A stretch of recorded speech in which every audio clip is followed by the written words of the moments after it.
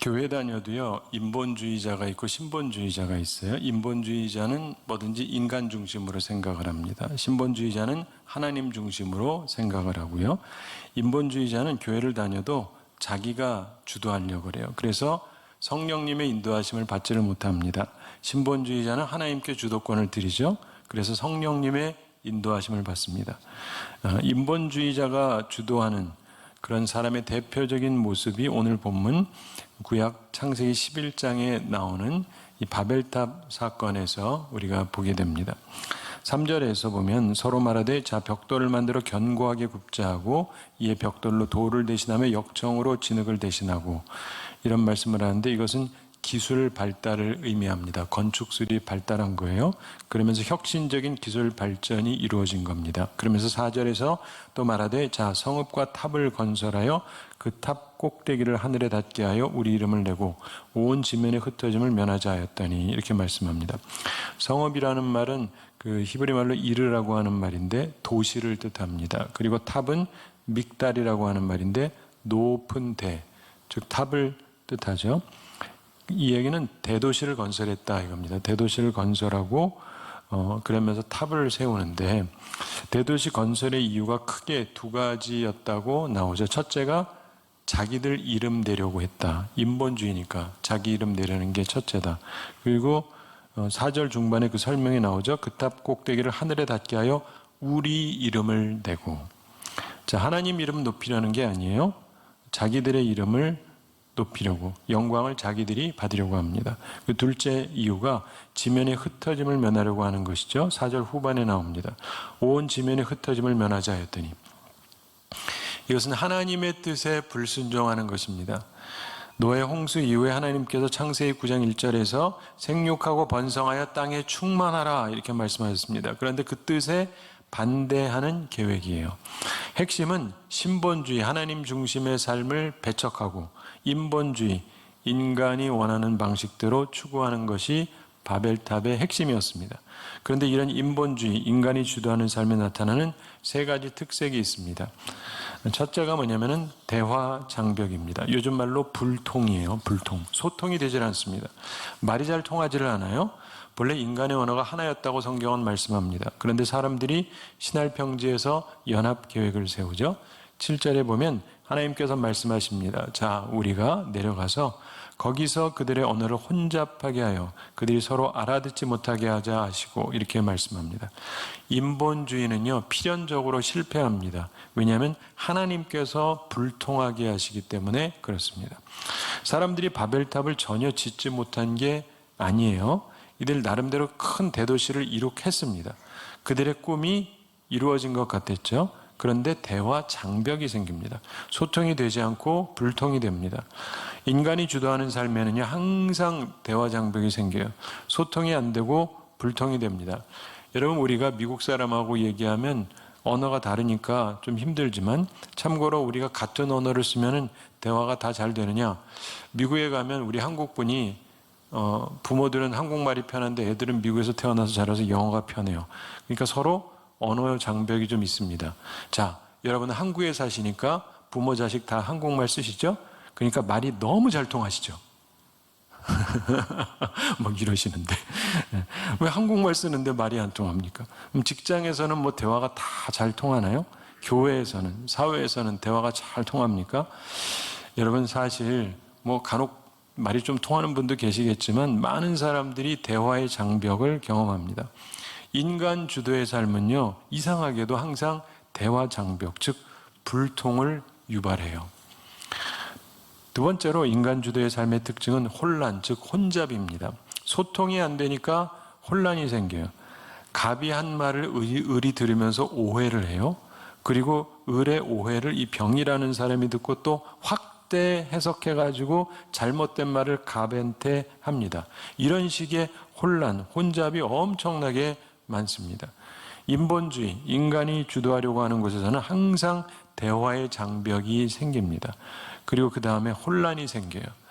9절 초반에서 그러므로 그 이름을 바벨이라 하니 이는 여호와께서 거기서 온 땅의 언어를 혼잡하게 하셨음이니라 이렇게 말씀하죠. 혼란이 생깁니다. 언어가 혼잡해지기 때문입니다. 여러분, 우리 어렸을 때 사운드 오브 뮤직이라고 유명한 헐리우드 영화가 있었죠. 미국 영화. 제가 어렸을 때 저희 큰 누나가 그 영화에 한국말이 나온대요. 무슨 말 나오냐 그랬더니 미친놈아가 나온대요. 미친놈아. 그래서 설마 그럴 리가 있나고, 분명히 영화인데 나중에 같이 보니까 노래 부르면서 말하는 장면에 진짜 미친놈아 하는 말이 들리는 거예요. 참 이상하다. 근데 이제 저나 누나나 그때는 영어를 하나도 모르니까 그래서 그런가 보다, 참 이상하다 그랬는데, 자라서 그 장면을 다시 보고 나니까, 이 영어를 알고 나서 보니까 영어로 mixing them up 이런 말이에요. 이게 섞는다 이런 뜻이에요. 그것들을 섞는다. 도레미 이런 음들을 섞어서 음악을 만든다 이런 표현이에요. 근데 이 섞는다, mixing them up, 이거를 빨리 하니까 mixing them up 그러는데 미친놈아 이렇게 들리는 거예요. 여러분, 이 바벨탑 건축하는데 흙이랑 물이랑 뭐 섞어라 이렇게 누가 말하는데 mixing them up, 섞어, 그런데 욕하는 말로 이 미친놈아 이렇게 들린다고 생각해 보세요. 싸움 벌어지지 않겠어요? 사실 언어를 연구해 보면은요, 혼란한 부분들이 꽤 많이 있어요. 예를 들어서 영어로 그 남자 할 때 he라고 그러죠. 근데 히브리 말로도 he가 있어요. 그게 그 남자가 아니라 여자예요, 여자. 진짜로. 그리고 영어에서는 그 여자를 she라고 그러죠. 근데 히브리 말로 she가 있어요. 근데 그게 여자가 아니고 그 여자가 아니라 그 남자예요. 제가 거짓말하는 거 아니에요, 진짜예요. 그리고 비슷한 발음 중에 우리나라에도 암이라는 말이 있잖아요. 우리 흔히 불치병 암 떠오르시죠? 암. 이거를 영어로 하면 뭐가 됩니까? 팔이 되죠. 암, 팔. 그런데 이게 히브리 말로도 암이 있어요. 그게 뭐냐? 사람이란 뜻이에요. 사람. 그러니까 이게 혼잡이 생길 수밖에 없습니다. 하나님께서 그렇게 만들어 버리셨다는 거예요. 그런데요, 인본주의, 인간 주도로 살면은요, 대화 장벽, 불통이 생기고 결국 혼잡이 야기됩니다. 가정도 그렇고 교회도 그렇고 다 그래요. 내가 주도하면 잘 될 것 같은데 그건 내 생각이고, 이상하게 말도 잘 안 통하고 혼란이 생기고 그럽니다. 인간 주도 삶의 셋째 특징은 흩어짐입니다. 대화가 되지 않고 혼란이 계속되니까 연합이 되기가 힘들어요. 결국 흩어지고 맙니다. 그런데 이건 당연한 결과인데 9절 후반에서 여호와께서 거기서 그들을 온 지면에 흩으셨더라 이렇게 말씀하죠. 결국 하나님의 뜻이 이루어지는 겁니다. 사람에게 많은 계획이 있어도 오직 여호와의 뜻이 완전히 서리라. 인본주의, 사람 중심의 삶, 항상 실패하게 돼 있어요. 사람들은 항상 인간 중심으로 하는데 유토피아를 건설하고 싶은데 도무지 되지가 않잖아요. 계속 실패해요. 이것이 바벨탑을 통해서 하나님께서 우리에게 주는 중요한 교훈입니다. 그럼 우리가 어떻게 해야 되느냐? 오늘 본문을 통해서 하나님께서는 우리에게 인간 주도의 삶이 아니라 신본주의, 성령님께서 주도하시는 삶을 살라고 교훈해 주시는 거예요. 우리의 주도권을 성령님께, 하나님께 드려야 됩니다. 하나님 중심의 생각을 가지고 살아야 되고요. 그래서 주님을 영접하고 우리의 주님으로 모시면서 성령님께서 오시고 우리를 주도하시면서 회복이 시작되는 것을 우리가 경험하게 하시는 겁니다. 교회는 바로 그런 곳이에요. 오늘 신약 본문 사도행전에 나옵니다. 성령님께서 주도하시는 삶에 세 가지 중요한 일이 발생합니다. 첫째로 장벽이 무너져요. 그러니까 소통이 됩니다. 그래서 회복이 시작이 됩니다. 서로를 막고 있던 담이 무너지면서 대화가 되기를 시작합니다. 이게 아주 중요한 이야기입니다. 오늘 본문에 보면 오순절날에 예수님 명령을 따라서 함께 모여있던 사람들에게 특이한 현상이 벌어지죠. 본문 사도행전 2장 2절부터 4절에 보시면 호련히 하늘로부터 급하고 강한 바람 같은 소리가 있어 그들이 앉은 온 집에 가득하며 마치 불의 혀처럼 갈라지는 것들이 그들에게 보여 각 사람 위에 하나씩 임하여 있더니 그들이 다 성령의 충만함을 받고 성령이 말하게 하심을 따라 다른 언어들로 말하기를 시작하니라 이렇게 말씀합니다. 이들의 소리를 듣고 많은 사람들이 모여들죠. 그리고 여러 곳에서 온 사람들이 각자 자기 언어, 즉 자기가 쓰는 말로 듣게 됩니다. 굉장히 중요한 말씀이에요. 본문의 이야기는 매우 역사적인 상징성을 지니는 말씀입니다. 그냥 단순히 방언 은사 받았다 요 정도로만 이해하시면 진짜 적게 이해하시는 거예요. 바벨탑 이후에 인류는 항상 대화가 단절됐어요. 하나님께서 대화를 막으셨던 거거든요. 근데 이제 드디어 하나님께서 최초로 인간들 사이에 말이 통하게 하셨다는 거예요. 대화가 되도록, 마음과 마음이 통하도록 장벽이 무너지게 되었다는 것입니다. 놀라운 일이 생기게 된 거예요. 우리가 신본주의자가 되고 성령님께 주도권을 드리면 이렇게 되기 시작해요. 대화가 되기 시작을 합니다. 불통이 사라지고 소통이 되기 시작을 해요. 그동안 있었던 장벽들이 무너지고 마음과 마음이 통하게 돼요. 이것이 우리 가정에, 우리 교회에, 우리 직장 사업터에 임하게 된다는 것입니다. 얼마나 아름다운 이야기입니까? 여러분 꼭 성령님께 주도권을 드리시기 바랍니다. 그래서 이런 놀라운 역사를 체험하시기를 바랍니다.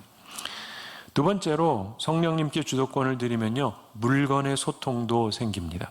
나눔이 있다 이 말이에요. 그래서 회복이 시작됩니다. 그냥 말로만 하는 사랑이 아니라 실제적인 물질이 통용되기 시작을 합니다.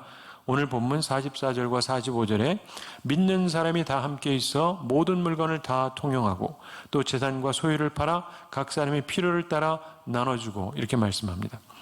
이런 말이 있죠. 무언가를 준다고 반드시 사랑하는 것은 아니다. 그러나 사랑하면서 주지 않을 수는 없다.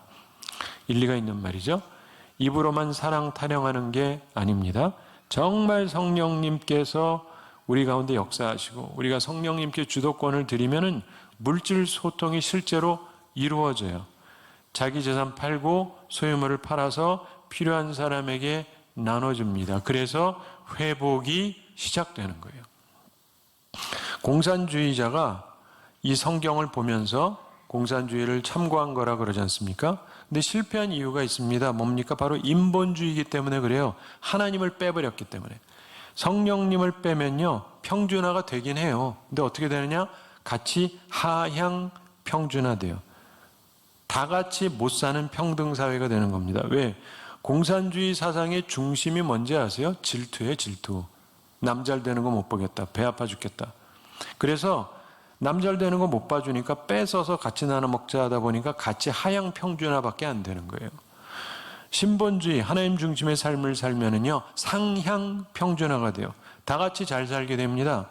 왜냐하면 질투가 삶의 이유가 아니라 사랑이 핵심이기 때문에 그래요.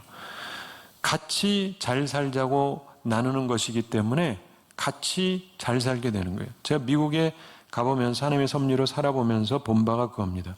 우리 한국도 좀 그런 정신을 좀 배웠으면 좋겠어요. 그저 질투하고 경쟁하고 물어뜯고 그래서 하향 평준화되는 게 아니고 사랑과 배려로 나누면서 상향 평준화되는 그런 하나님 중심의 나라가 되기를 소망합니다. 이걸 누가 먼저 해야 되겠어요? 우리 믿는 사람들이 먼저 해야 돼요. 영국에 고든 장군이라는 분이 있었습니다. 전쟁에서 큰 공로를 세워서 영국 정부에서 좋은 직위 그리고 상금 표창하려고 그랬는데 그 장군이 그걸 다 사양을 합니다. 대신에 자기가 33번 전투했던 그 기록이 새겨진 금메달 하나만 받았어요. 근데 이분이 군인으로 살았으니까 그 금메달이 자기에게 있어서는 가장 중요한 물건 중에 하나였습니다. 근데 이분이 세상을 떠난 다음에 그 메달을 찾아봤는데 보이지를 않아요. 그래가지고 이게 어디 갔지 하고 찾다 보니까 집에 없는 거예요. 다른 곳에 보냈습니다.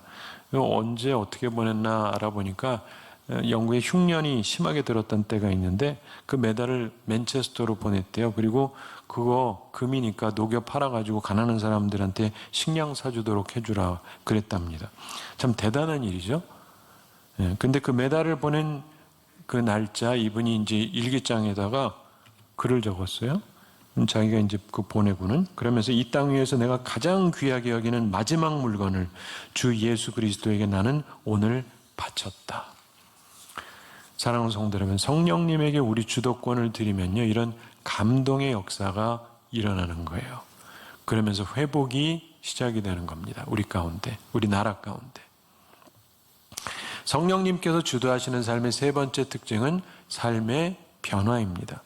사는 모습이 완전히 달라집니다. 그래서 회복이 시작이 됩니다. 대화가 되고 물건이 통용되는 것 외에 세 가지 차원에서 중요한 삶의 변화가 생깁니다. 첫째로요, 연합이 돼요. 진정한 연합. 오늘 본문 46절에서 날마다 마음을 같이하여 성전에 모이기를 힘쓰고 집에서 떡을 떼며 이렇게 말씀하죠. 매일 날마다 마음을 같이 했다는 거예요. 그래서 마음을 같이 한 증거로, 연합의 증거로 성전에 모이기를 힘썼다. 그리고 함께 집에서 떡을 떼었다는 거예요. 예배는 성전, 교회에서, 친교는 집에서. 둘째로 기쁨이 넘칩니다. 46절 중반에 기쁨과 순전한 마음으로 음식을 먹고 이렇게 말씀하죠. 억지로 연합하는 것이 아니라 기쁨으로 연합을 합니다. 여러분, 우리 삶에서 기쁨이 있다는 거 정말 중요한 것이죠. 오늘 한국교회를 보면 연합은 있는데 기쁨은 별로 없는 것 같아요. 그냥 억지로 하는 거. 성령님께 주도권을 드리면 기뻐져요. 성령님께서 함께 하심으로 삶이 변화되고 기쁨이 넘치게 됩니다. 셋째로 부흥이 일어납니다. 본문 47절에서 하나님을 찬미하며 또 온 백성에게 칭송을 받으니 주께서 구원받는 사람을 날마다 더하게 하시니라 이렇게 말씀합니다. 하나님을 찬송하면서 영광을 돌립니다. 또한 사람들에게 칭찬을 받습니다. 그러면서 구원받는 사람이 날마다 늘어납니다. 즉 부흥의 역사가 일어나는 것이죠. 그러면서 참된 회복이 시작이 됩니다. 오늘 우리 교회를 비롯해서 온 한국 교회들이, 온 세계 교회들이 그 회복이 시작되어져야 할 것입니다. 제가 말씀 마치기 전에 결론적으로 한 가지 말씀드릴 게 있습니다. 생각할 일이 있는데 깊게 생각할 필요가 있어요. 제가 공부한 그 프린스턴 신학교, 세계 최고 신학교로 알려져 있습니다. 하버드랑 예일도 최고로 치지만은 신학만큼은 프린스턴이 최고로 오랫동안 알려져 있어요. 그 이유 중에 하나가 뭐냐면 세계 최고의 도서를 갖고 있어요. 그래서 그 과만 있는 대학으로는 전 세계에서 책이 제일 많습니다. 근데 이 당시 바벨탑에 대해서 굉장히 충격적인 이야기를 제가 강의 시간에 들었는데, 그것은 바벨탑은 사실상 오늘날 대형 교회랑 비슷했을 거다, 이런 얘기를 들었어요. 굉장히 충격적이었습니다. 그런가? 고대 시대에 탑은 종교적인 상징이었다 그래요. 그냥 짓는 법이 없다 그래요. 신앙적인 상징이었다 그럽니다. 그래서 그들은 신앙적인 기념비를 세운 거라고 보는 거예요. 오늘날 대형 교회랑 비슷하다는 겁니다. 그런데 그 이유가 뭐냐면 인본주의, 즉 자신들의 이름을 내고 하나님의 뜻에 반대되는 그런 건축, 그런 모임, 그걸 했는데 하나님께서는 싫어하셨다는 거예요. 그리고 결국 그대로 두지 않으시고 흩어버리셨다는 것입니다. 참고하시기 바랍니다. 사랑하는 성도 여러분, 우리가 교회를 성장시키고, 제가 왔더니 어떤 분이 기도 제목을 적어내셨어요. 교인 몇 명 딱 썼는데 봤더니 10,000명이라고 쓰셨어요. 내가 보면서 깜짝 놀랐는데 참 꿈이 크시다. 감사한데. 그런데 교회 성장시키고 엄청나게 건축하고 사람이 모이는 것이 만약에 우리 이름을 내려고 하는 것이다. 그래서 우리 뜻을 세우려고 하는 거라면 하나님 보시기에는 그냥 흩어버려야 될 존재밖에 안 된다는 거예요.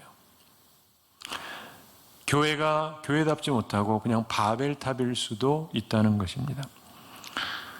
자, 그런데 또 오해하지 마세요. 항상 그런 이제 또 한쪽으로 치우치는 분이 있어요. 특별히 어디 가서 우리 목사님이 그랬다. 대형교회는 다 바벨탑이다. 다 흩어져야 된다 그랬다. 나 그렇게 말하지 않았어요. 그럴 수도 있는 거죠. 근데 오해하지 마실 것이 신약 이 사도행전, 여기가 보면 또 다른 대형교회의 시작이에요. 막 3,000명이 믿고 5,000명이 믿고 그럼 벌써 8,000에다가 남자만 8,000이면 여자까지 치면 얼마겠어요? 이것도 또 다른 대형교회의 시작이죠. 그런데 바벨탑하고는 달라요. 뭐가 다릅니까? 하나님 중심이에요. 주님의 명령을 따라서 순종하면서 기도했죠. 그러면서 증인이 되었더니 주의 말씀대로 그랬더니 큰 역사가 일어났던 거예요. 그래서 대형교회라고 다 잘못된 것은 아닙니다. 근데 중요한 것은 하나님 중심이냐 사람 중심이냐예요. 누구의 이름을 내려고 하는 것이냐? 하나님의 이름을 내려는 거 아니냐? 아니면 우리의 이름을 내려고 하는 거냐? 그리고 누구의 뜻을 세우려고 하는가? 하나님의 뜻이냐 아니면 우리의 뜻이냐. 사랑하는 성도 여러분, 오늘 성령 강림 주일을 맞이해서 오늘 주님께서 우리 교회를 어떻게 보실까요?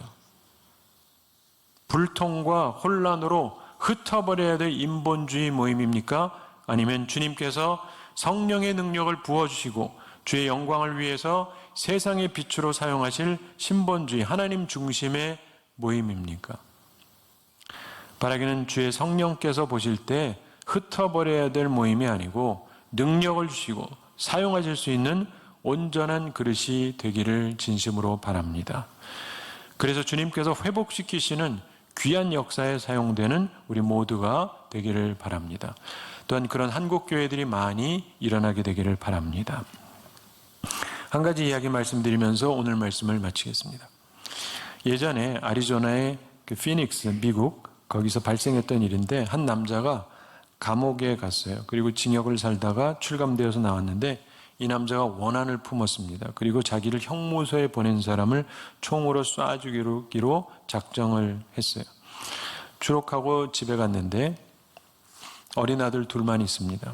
그 아이들을 보면서 이 남자가 자기가 이제 다른 사람을 총으로 쏴 죽이면 결국 이 아이들 다시 볼 수 없다는 생각을 하니까 좀 마음이 아파요. 그래도 결심을 꺾지는 않았습니다. 도저히 못 참겠는 거예요. 그만큼 원한이 컸습니다. 단지 자기는 불행한 길로 가겠지만 자기 자식들만은 잘 되기를 바라는 마음이 있었어요. 마침 그날 저녁 옆에 교회에 모임이 있어서 그 교회를 찾아갔습니다. 그가 찾아간 교회 톰프슨이라는 목사님이 강사로 오셔서 부흥 집회를 하고 있었는데 그 설교 말씀을 듣는데 이 사람 마음이 찔리는 거예요. 그러면서 마음이 혼란스러워집니다. 그날 설교를 마치고 목사님께서 새로운 인생 살기 원하는 분은 앞으로 나와서 주님을 영접하시라 그랬습니다. 성령님께 주도권을 드리기로 작정한 이 남자 두 아들을 데리고 강단 앞으로 나갔습니다. 그의 눈에는 하염없는 눈물이 흘러내리고 있었습니다. 그가 앞으로 나와서 자기 품에 품고 있던 권총을 목사님께 드렸어요. 목사님이 놀라서 갑자기 권총이 나오니까. 근데 그러면서 그 사람이 말합니다. 저는 오늘 밤 한 사람을 쏴 죽이고 그러려고 이제 총 품고 나온 사람인데 그러나 복음이 저를 새 사람으로 만들어 주신다는 것을 깨달았습니다. 저도 이제부터 새롭게 살겠습니다. 그리고 오늘 이후로 제가 권총이 아니고 하나님 말씀 들고 나를 감옥에 보낸 그 사람 내가 찾아다니겠습니다. 그랬다는 거예요. 사랑하는 성도 여러분, 많은 사람들이요 자기 가슴에 권총 하나 품고 살아요. 우린 권총 없으니까 칼 품고 살죠. 근데 언젠가 기회가 오면은 그놈 내가 가만 안 둔다. 보복하겠다. 이런 심정으로 사는 사람이 꽤 많습니다. 사랑하는 성도 여러분, 여러분은 마음속에 혹시 칼 품으셨습니까? 품었다면 몇 개 품으셨어요? 근데 이제 오늘 마음의 칼 그냥 내려놓으세요. 하나님 앞에. 그리고 이제 성령님께 주도권을 드리십시오. 우리 삶의 문제는요, 칼과 총으로 해결되는 게 아니에요. 보복한다고 해결되는 게 아니지 않습니까? 성령님께서, 하나님께서 우리의 삶을 주관하실 때 진정으로 해결이 됩니다. 그때 회복이 시작이 되는 거예요. 오늘 여러분의 인생의 회복을 위해서 주께서 부족한 저를 통해서 말씀을 전하게 하시는 것일 수 있잖아요. 그러니까 칼은 내려놓으시고 주의 성령을 마음에 품으세요. 바라기는 오늘 성령 강림절에 우리 모두의 심령 속에 성령님의 강한 임재하심이 있게 되기를 바랍니다. 이제 내가 주도하겠다 이런 교만 버리고 성령님께 주도권을 드리는 우리 모두가 되기를 바랍니다. 그래서 선한 감동을 따라 사셔야 돼요. 성령님께 주도권을 드림으로 우리의 삶이, 그리고 우리의 교회가, 그리고 우리의 가정과 우리 사회가 완전히 변하는 그런 놀라운 축복과 회복의 역사가 우리 가운데 시작되기를 우리 주님의 이름으로 간절히 축원합니다.